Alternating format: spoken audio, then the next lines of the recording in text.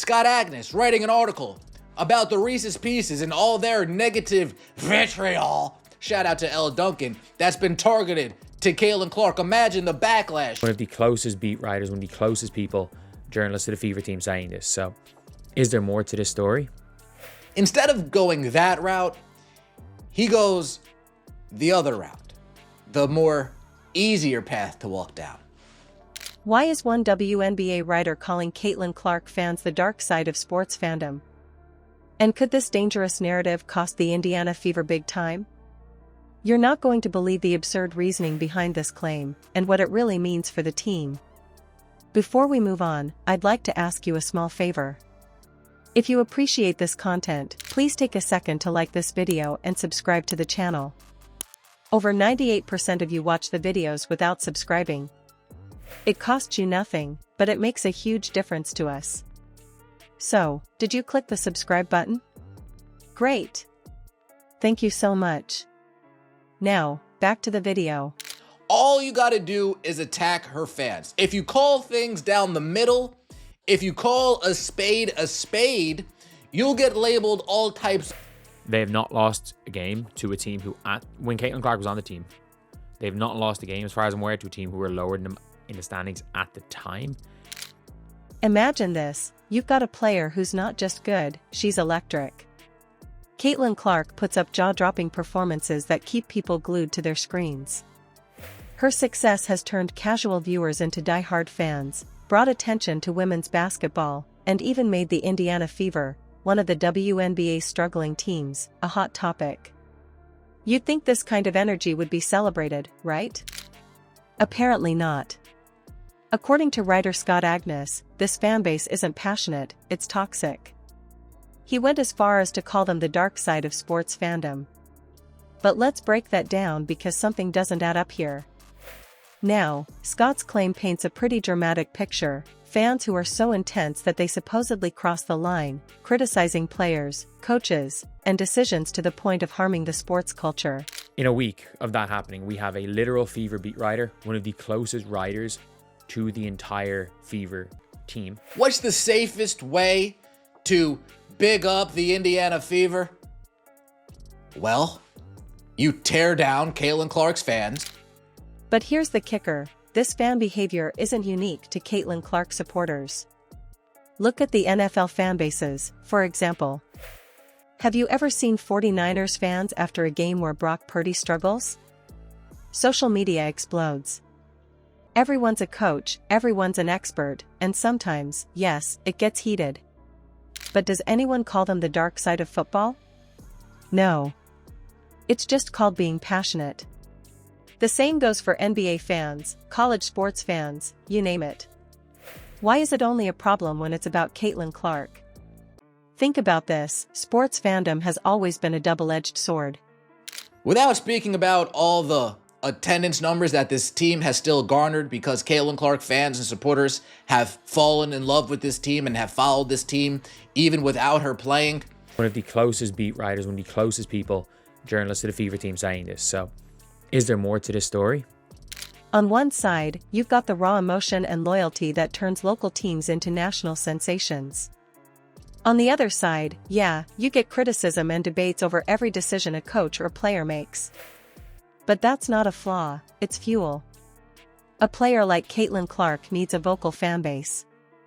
Research even shows that passionate fans boost everything from attendance numbers to merchandise sales. That kind of engagement doesn't just help players. It keeps leagues alive. Without it, teams like the Fever would be ghosts in the sports world. So here's the real question, if fans like Clark's are toxic, where does that leave women's basketball? Because it's not the critics keeping the league alive, it's the ones who care enough to show up, cheer, and yes, even argue. Scott Agnes, criticizing South Carolina and Asia Wilson fans for going after Caitlin Clark during her rookie season. Imagine the backlash. But this is something we got to talk about here, and this is really disappointing from a journalist so closely linked to the Indiana Fever organization. What if I told you one player's fanbase could lift an entire league? That's exactly what Caitlin Clark fans are doing, and the Indiana Fever might just be the biggest winners here. It's not just about supporting Clark on the court, it's about flipping the script for a team and a league that, let's be honest, hasn't always gotten the spotlight. Just look at the Fever this season.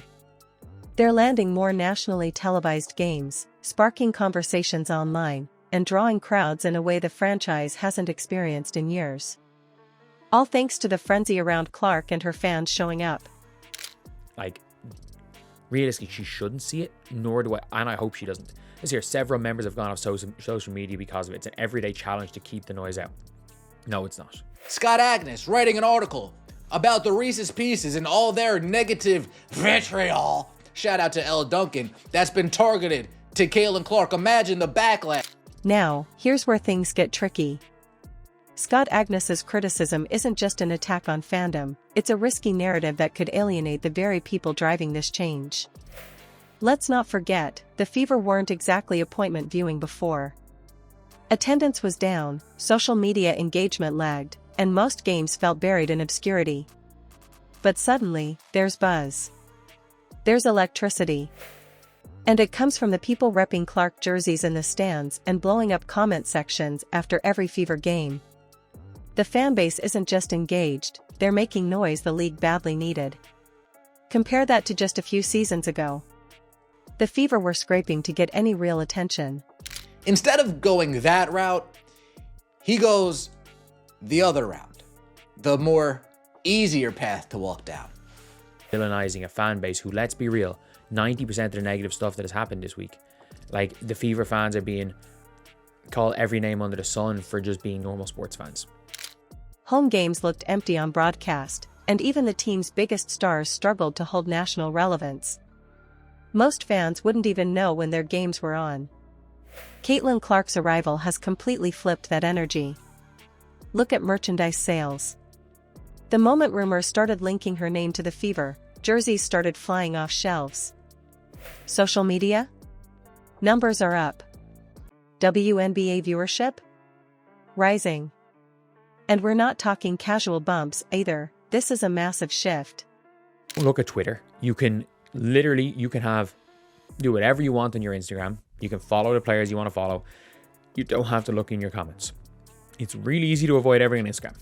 Obviously, much more speculation about things that people don't know about. Much more, I guess, activity from the outside. Yeah, of course. You have the biggest player in the league on your team. So, what happens if the league doesn't embrace this? If narratives like Agnes's push fans away, those higher ratings drop back down. Packed stadiums go back to empty seats. Clark's fanbase isn't just along for the ride, they're the driving force behind one of the WNBA's biggest transformations. If that sounds dangerous to some critics, then maybe they're focusing on the wrong part of this equation. The real story here is momentum, and the Fever's never had more of it.